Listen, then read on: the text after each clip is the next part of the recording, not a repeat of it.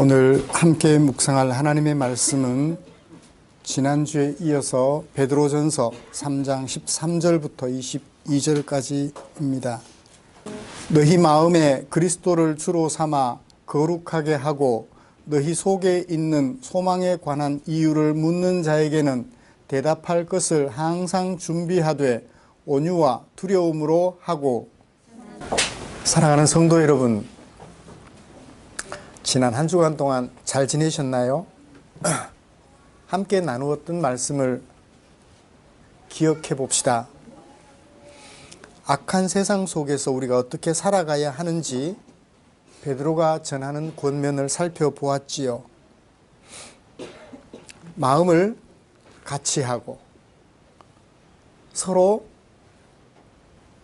동정하며 형제를 사랑하며 불쌍히 여기며 겸손한 마음으로 어떻게 하라고 했죠? 악을 악으로 갚지 말고 욕을 욕으로 갚지 말고 뭘 하라고 했어요? 복을 빌어주라.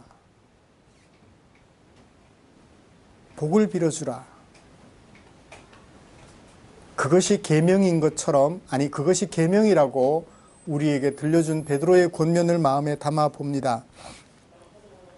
누구처럼 그렇게 하라고 했나요? 사울을 대해 주었던 다윗처럼.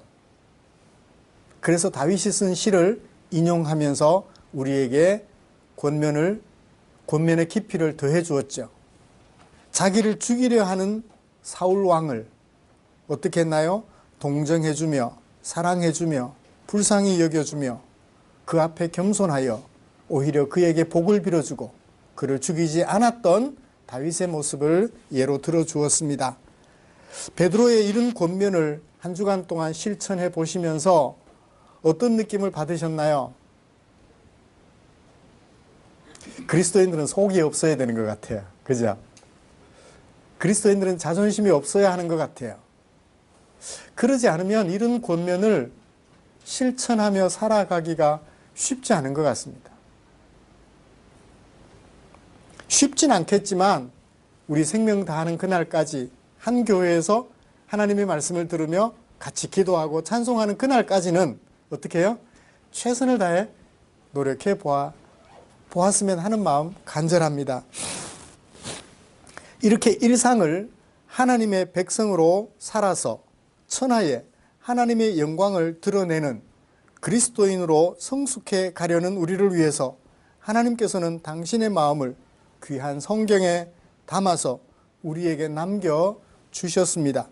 오늘은 그 중에 베드로전서 3장 13절부터 22절까지 말씀에 베드로를 통하여 담아주신 하나님의 마음을 함께 묵상하려고 합니다. 먼저 본문이 어떻게 구성이 되어 있는지 좀 살펴보지요. 13절과 14절 권면을 하게 된 배경을 담고 있어요. 우리가 열심으로 선을 행하면 세상이 우리를 해할까요? 해하지 않을까요? 해하지 않아야 정상이지요. 그런데 그렇게 질문을 던집니다. 누가 해하리요? 해하지 않아야 되는데 현실은 어때요? 해하는 사람들이 있는 것 같아요. 선을 행해도. 좋은 일을 하고 있는데도, 좋은 일을 하려고 하는데도 그 좋은 일의 약점 하나 꼬투리를 잡아서 어떻게 해요? 오늘도 무너뜨리려고 해요. 넘어지게 하려고 해요. 시비를 걸어서, 갈고리를 걸어서 끌어당겨요. 올라가는 좋은 모습, 선한 일을 행하는 것을 꼴을 보지를 못해요. 이게 세상이에요.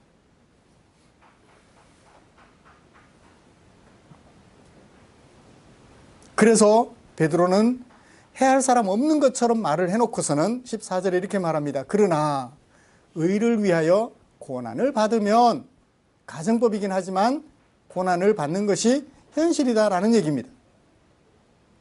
그는 복 있는 자다라고 얘기를 해요. 그러므로 이 배경을, 이 상황을 고려하고 베드로가 이 상황에 맞게끔 권면을 합니다. 15절부터 16절 상반절까지 중심 내용이에요. 설교의 핵심이에요. 이렇게 선을 행하고도 의를 행하고도 고난받는 수신자들에게 이렇게 해라 이렇게 해라라고 권면을 해요. 그게 16절 상반절까지. 그 다음에 16절 상반절 끝나는 쯤 이는 이라고 하는 데서부터 마지막 22절까지 왜 그렇게 해야 하는지 이유를 밝혀주고 있습니다. 이유가 좀 길죠? 이유가 길어요.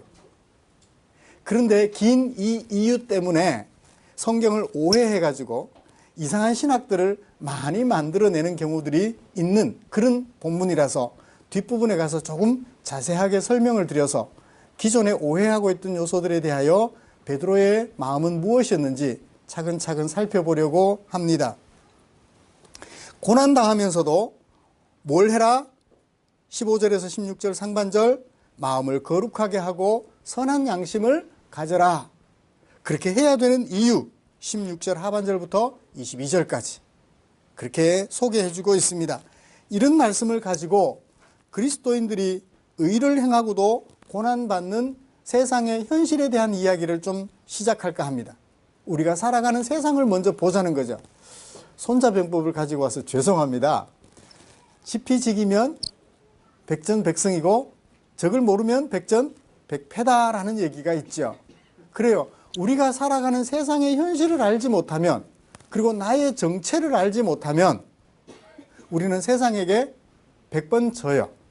그러므로 우리가 살아가는 세상의 모습을 먼저 살펴보고 싶습니다. 그리고 이어서 이런 세상 속에서 우리 그리스도인은 어떻게 살아가야 되는가? 베드로의 권면에 귀를 기울여 보고요. 그리고 마지막으로 왜 그렇게 베드로의 권면을 따라서 순종해야 하는지, 베드로가 권하는 말씀을 하나님의 말씀으로 받아야 하는지 그 이유를 살펴보면서 오늘 설교를 마무리할까 합니다. 짧은 시간 이걸 다 할 수 있을지는 모르겠지만 부지런히 아주 간략하게 최선을 다해서 같이 나누면서 은혜를 나누어 봅시다. 먼저 그리스도인이 수신자들, 이게 베드로전서의 수신자들이며 오늘 우리 그리스도인들이 살아가는 세상에 대하여 좀 이해를 해보죠. 13절 너희가 열심으로 선을 행하면 누구도 너희를 해하지 않는다라고 말을 해야 되죠. 그렇잖아요. 너희가 열심으로 선을 행하면 누구도 너희를 해하지 않는다라고 말을 해야 되는데 뭐라고 말하나요? 누가 너희를 해하겠느냐? 해하지 않는다라고 우리에게 대답을 요구하면서 뭔가 모르게 해할 것 같은 느낌을 뒤로 남겨놓고 있어요. 선을 행하는데 왜 해침을 받아야 되죠? 선을 행했는데, 의를 행했는데 왜 해를 입어야 되죠? 그러니까 세상이죠.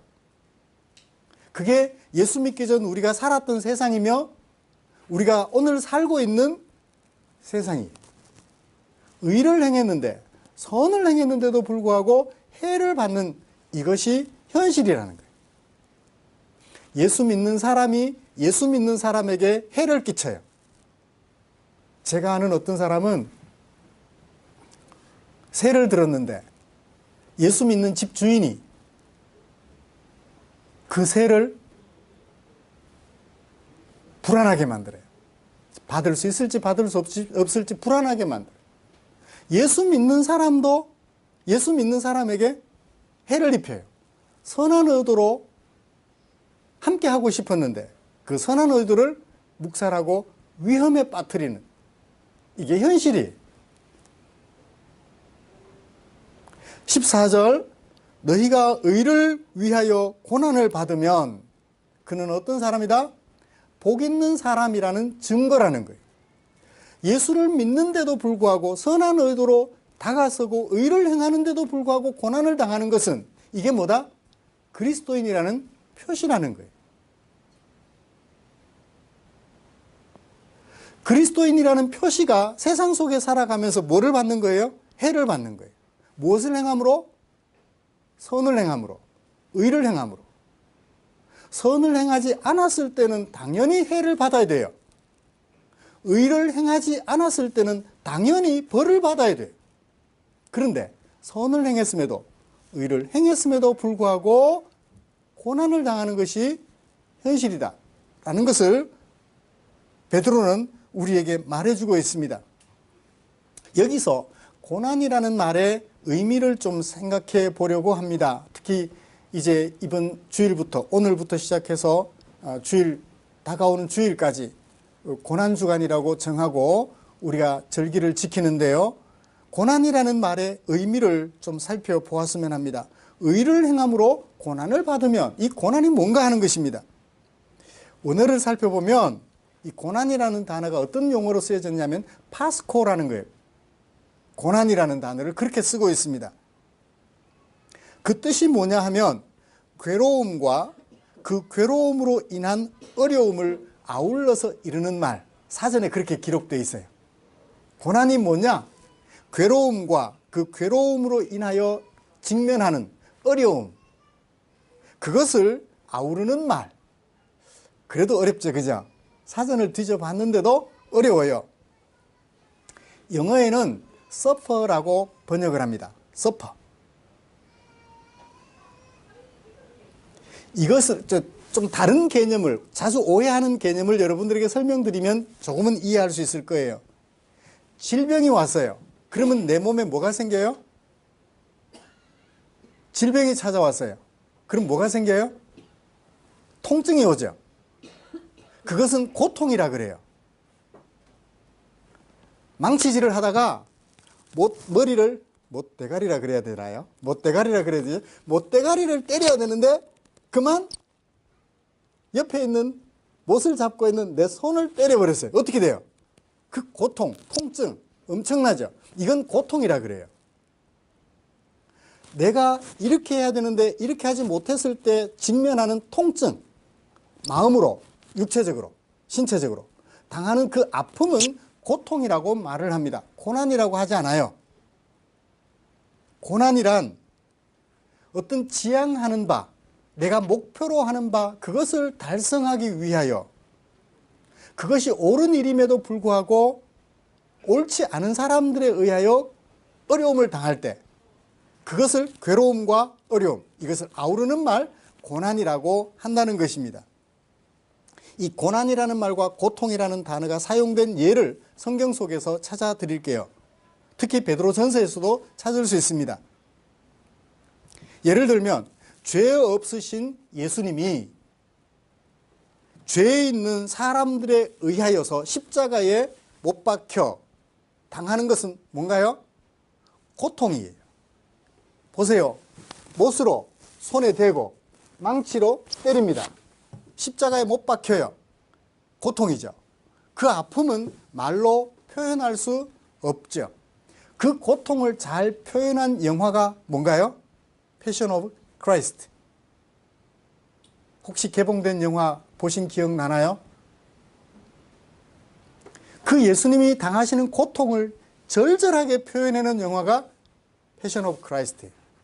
그런데 그 영화 때문에 그리스도의 고난이 많이 오해되고 있어요. 얼마나 아프실까? 우리 예수님, 불쌍한 예수님. 얼마나 아프실까? 그래서 어떡하라고요? 그건 고통이에요. 예수님이 그 고통을 무서워했던 건 아니에요.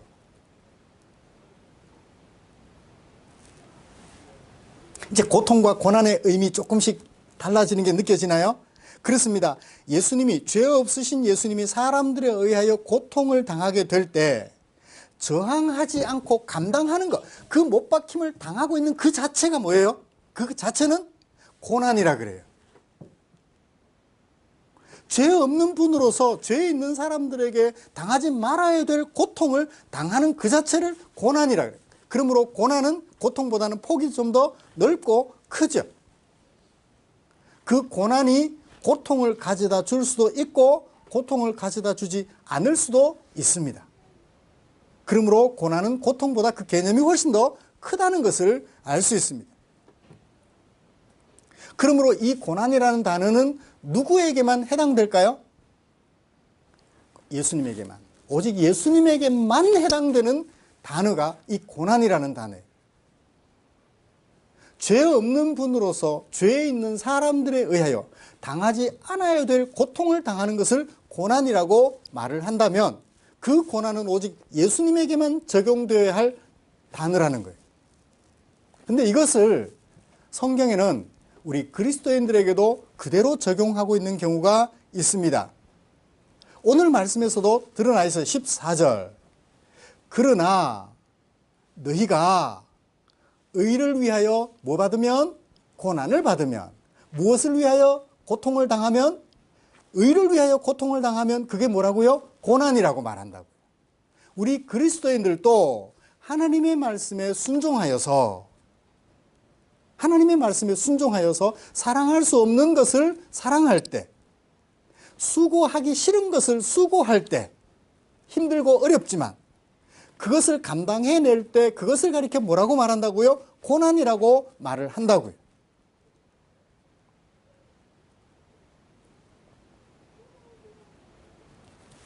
남편이 전등을 잘 갈아주면 좋겠는데 남편이 전등을 안 갈아줘요. 그럼 어떻게 해요? 잘 모르는 부인이 전구를 사와가지고 나간 전구를 대신해서 갈아 끼운다고 갈아 끼우다가 손에 전기가 왔어요. 전기 오는 순간은 뭐예요? 고통이에요. 그런데 남편이 이걸 잘 못하니까 내가 하자라고 말하는 그 전 과정은 뭐라고 한다고요? 고난이라 한다고. 내가 예수를 믿고 있기 때문에 남편이 그 일을 해주지 않아서 화가 나지만, 그래서 남편에게 화를 낼 수도 있지만 어떻게 해요? 참고. 전기 오는, 이렇게 하니까 전기가 오더라. 그 다음부터는 전기 이제 먹지 않고 잘할 수 있겠죠. 이런 걸 고난이라고 그래요. 그리스도인들이 예수님 닮아서 살다가 보니 고통에 직면하게 되는 그 현실들을 통틀어서 뭐라고 한다? 고난이라고 한다. 주님 말씀에 순종해서 살다 보니까 이런 어려움에 직면하게. 전구는 반드시 남편이 갈아야 하나요? 부인들이 갈 수도 있죠 뭐. 아니면 전기 기사 부르시면 되잖아요. 굳이 싸우지 말고. 근데 이제 한 푼이라도 아끼려다 보니까 그런 일이 벌어지죠.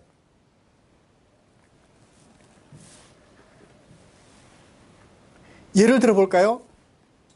지금 우리나라가 임시정부 수립 100주년을 기념하여 대대적으로 행사를 하고 있습니다.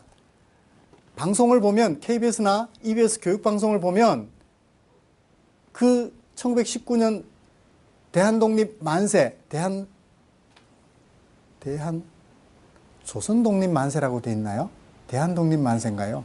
조선독립 만세로 돼 있다라는 얘기를 제가 얼핏 들은 것으로 기억이 납니다.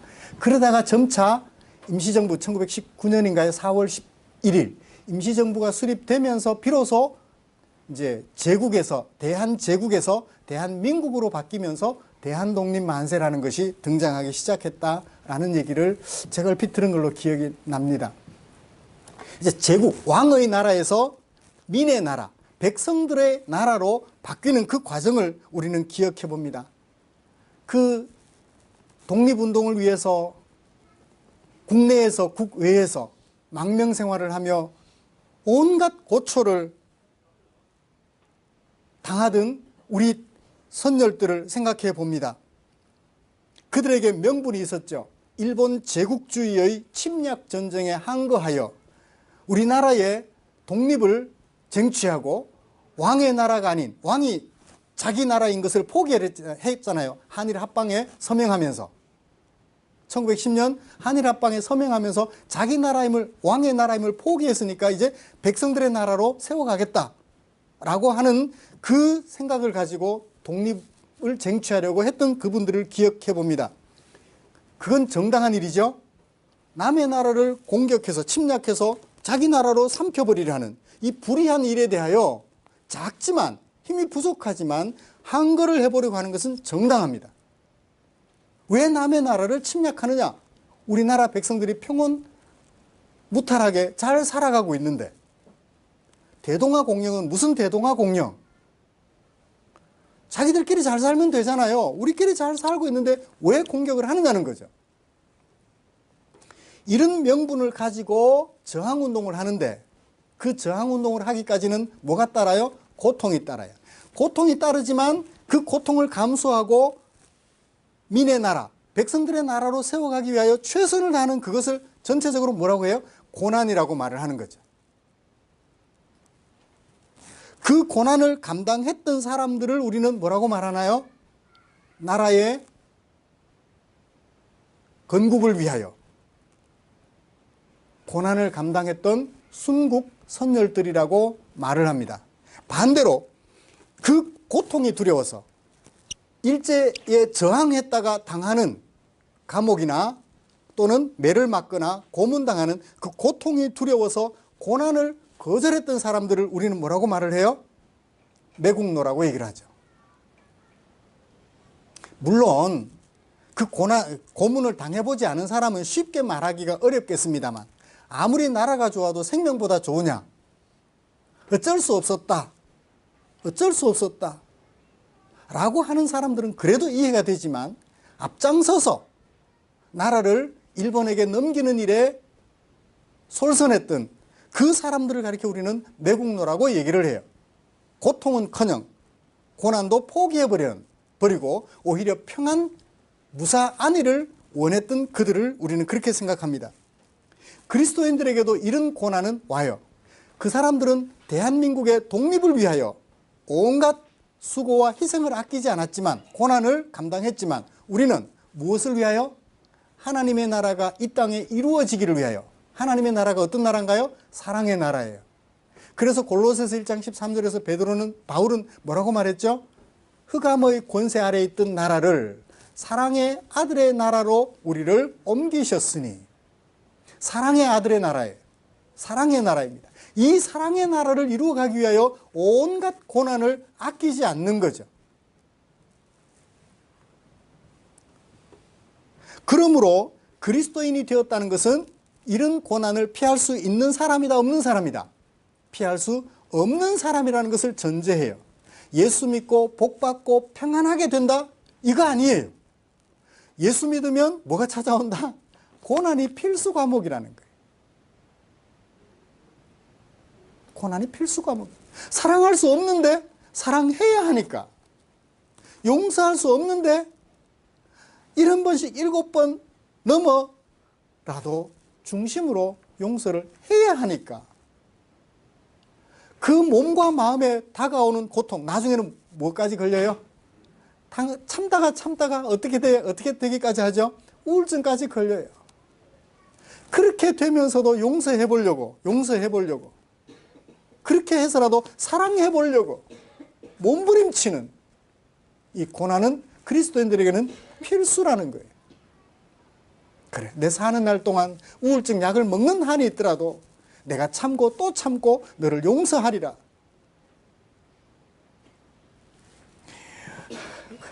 우리 성도님들의 얼굴이 편하지 않는 것 같아, 이 말씀 앞에서. 저도 마찬가지. 남들은 그 고난을 당하지 않고 포기하는데, 거부하는데 나는 왜 그런 고난을 감당해야 하는가? 오늘 아침에 찬양 불렀죠? 나를 향한 주님의 사랑이 너무 컸어. 그냥 주님이라는 그 이름을 작지만 내 가슴에 가만히 안아봅니다. 이게 예수 믿는 거예요.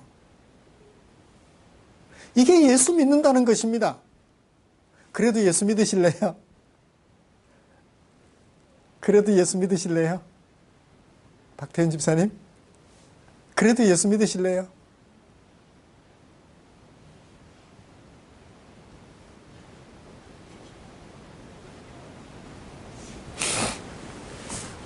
한때는 이게 힘들어서 나 예수 믿는 거 포기하고 싶다라고 생각했던 적이 있어요. 너무 힘들어서. 왜 나는 내 인생이 없이 이렇게 살아야 하는가라는 생각에 포기하고 싶었던 적도 있어요. 근데 또다시 주님의 사랑을 생각하면 그럴 수 없었어요. 그럴 수 없었어요. 21절에서 베드로는 이런 얘기를 합니다. 물은 그리스도께서 부활하심으로 말미암아 이제 너희를 구원하는 표다. 곧 세례다. 노아 홍수 때 물로 심판하기도 했지만 물로 구원하기도 했어요. 불순종하는 사람들은 심판했지만 노아와 그 가족, 하나님의 은혜를 입은 사람들은 구원하는 도구가 됐어요. 그 구원하는 도구, 물은 오늘날 신약시대에 와서 뭐다? 세례다. 이 세례는 심판도 하지만 구원도 한다 라고 얘기를 하면서 조금 더 부연 설명합니다. 이 세례 받는 것은, 이것은 육체의 더러운 것을 제하여 버리는 것이 아니고, 우리가 전혀 죄를 짓지 않는 사람이 되게 하는 것이 아니고, 세례 받았다고 죄 안 짓느냐? 이현주 집사님, 예수 믿겠다고 성도들 앞에 선언하실 때, 공표하실 때 세례 받으셨잖아요. 그 후로 죄를 지으셨나요, 안 지으셨나요? 그죠? 근데 죄 가운데 여전히 살아와요. 그러므로 세례 받는다는 것은 죄를 제거해서 깨끗한 사람이 되었다는 얘기가 아니고, 무엇이라고요? 하나님을 향한 선한 양심을 간구하는 거다. 하나님, 나 이번에 또 실수했어요. 또 실패했어요. 저를 붙잡아서 바로 세워주세요. 다시는 그런 실패를 반복하지 않도록 저를 붙잡아 주십시오. 도와주십시오. 하나님을 향하여 간구하는 사람이 되기 시작했다는 거예요. 이게 예수 믿는 거예요. 예수 믿었다고 온전히 착해져서 완전히 천사가 된다는 얘기는 아닙니다. 그렇게 되기까지 최선을 다하여 노력하고 또 발걸음을 앞으로 나아가게 하는 것이죠.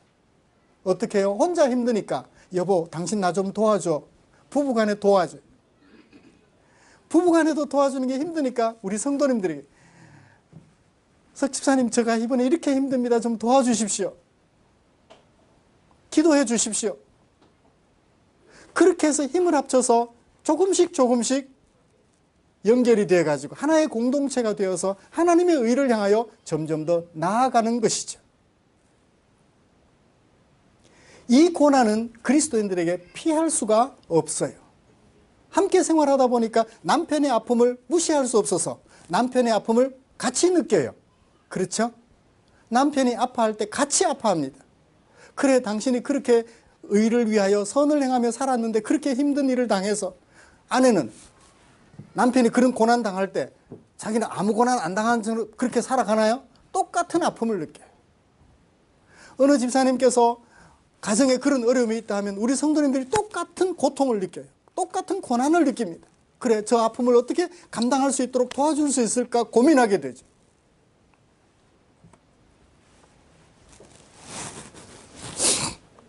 이게 우리가 살아가는 현실이에요. 이런 현실 속에 살아가는 그리스도인들에게 베드로는 뭐라고 권면합니까? 15절, 16절. 마음을 거룩하게 하라. 마음을 거룩하게 하라. 세상 사람들이 그러한다고 똑같이 그러지 마라. 마음을 새롭게 하라. 누구처럼? 거룩이라는 단어는 누구에게만 쓰이는 단어예요? 하나님에게만 쓰이는 단어예요. 마음을 하나님처럼 거룩하게 하라. 그 다음에 뭐 하라? 선한 양심을 가져라. 어떤 마음으로? 온유와 두려움으로. 따뜻하고 하나님을 경외하는 마음으로 선한 양심을 가져라 라고 말을 해줍니다. 앞에 세상 현실을 많이 얘기를 하다 보니까 뒤에 중간에 하는 얘기는 이미 제가 따로 설명드리지 않아도 이 단어가 가지고 있는 의미를 여러분들이 아실 거예요. 마지막으로 왜 그렇게 해야 하는지 이유를 살펴보고 마무리하겠습니다. 이 부분이 가장 오해가 되는 부분인데요. 첫 번째 이유는 16절 하반절과 17절입니다. 그리스도 안에 있는 너희의 선행을 욕하던 자들이, 예수 믿은 우리가 선을 행해요.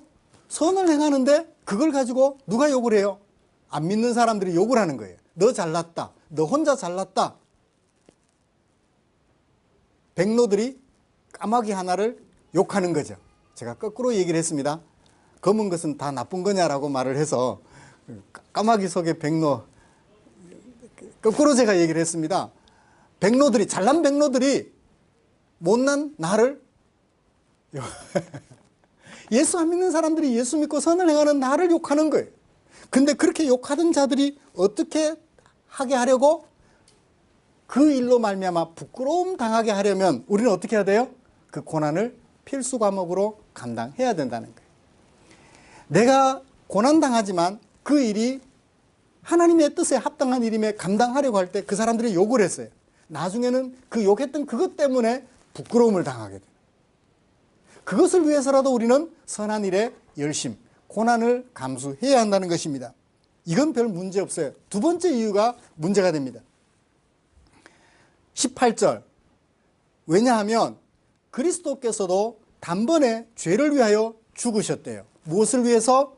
의인으로서 불의한 자를 대신하기 위해서 예수께서도 죽으셨기 때문에 우리도 뭐 하자? 죽자라는 거예요. 죽기까지 고난을 감당하자는 거예요. 우울증 약 먹으면서도 고난을 감당하자는 거예요. 죽기까지, 죽는 그날까지.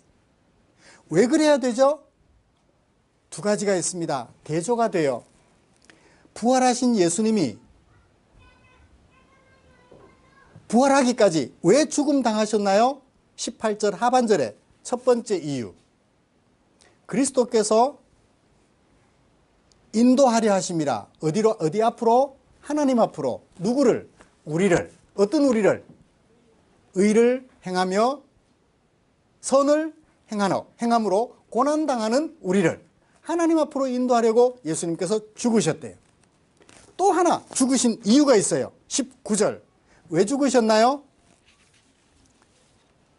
그가 영으로 어디 가셨어요?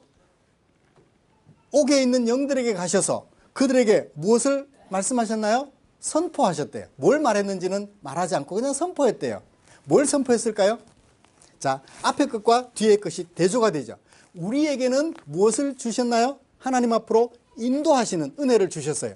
그러면 옥에 있는 영들은 20절에 부연 설명하고 있습니다. 그들은 어떤 자들이에요? 자, 20절의 주어는 그들은, 주동사는 뭡니까? 복종하지 않던 자들이다. 불순종하던 자들이다 라는 거예요. 그들은 불순종하던 자들은 어디에 있는 자들? 옥에 있는 영들이에요. 그들에게 뭘 선포하셨을까요? 우리를 하나님 앞으로 인도했다면 불순종하던 자들은 어떻게 했을까요? 심판을 선포하셨겠죠. 반대. 구원의 반대는 심판이니까.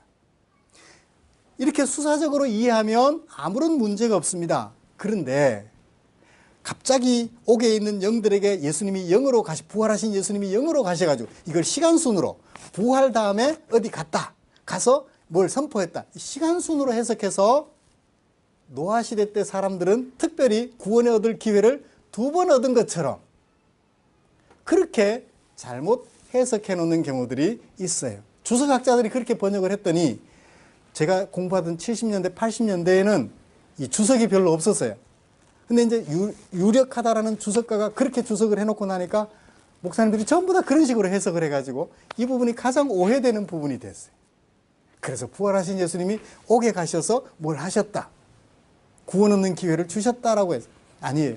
불순종하는 자들에게는 심판을, 무엇이? 예수님의 죽으심과 부활이, 불신자들에게는 심판, 믿는 우리에게는 하나님 앞으로 인도하는 것, 대조되는 결과를 가져다 주었다라고 말씀했습니다. 말씀을 마치겠습니다.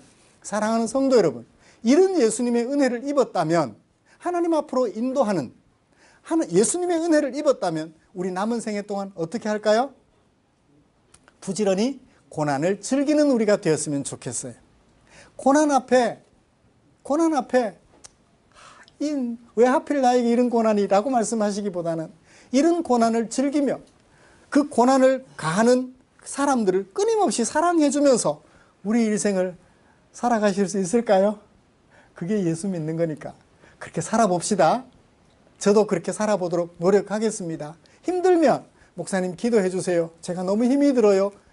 권사님 기도해 주세요. 제가 너무 힘이 들어요. 서로 기도해 주면서 손에 손을 맞잡고 용기 북돋아주고 필요하면 내 몸으로 가서 도와주기도 하면서 우리 삶의 여행을, 하나님의 백성으로서 삶의 여행을 아름답게 감당해 가기를 주님의 이름으로 축복합니다. 기도하겠습니다. 좋으신 하나님 감사합니다. 우리를 사랑해 주셨습니다. 그래서 당신의 목숨도 내어 주셨습니다. 우리를 하나님 앞으로 인도하시려고요. 이제 이런 주님의 사랑 내 마음에 담아서 남은 생에 살아가는 동안 주님 말씀 따라 선을 행하고 의를 행함으로 어떤 고난이 다가올지라도 선을 행하고 의를 행하는 그 일에 주저함이 없이 매진할 수 있는 예수 믿는 당신의 종들이 되게 하여 주시옵소서. 지치고 힘들어 쓰러질 때 주께서 성도들의 팔을 잡아 일으켜 주시고 그리고 당신의 품에 꼭 안아 주시옵소서. 정말 지쳐서 힘들 때는 당신께서 우리 성도님들을 업어 주시옵소서. 그래서 그 고난의 시간이 다 지날 때까지 주님이 업어 주셔서 시간이 지난 뒤에 주님이 내게 이런 은혜 베풀어 주셨노라고 감사기도 드리며 주님께 더 가까이 나아가는 우리 성도들 되도록 은혜 내려 주시옵소서. 예수님의 이름으로 기도드리옵나이다. 아멘.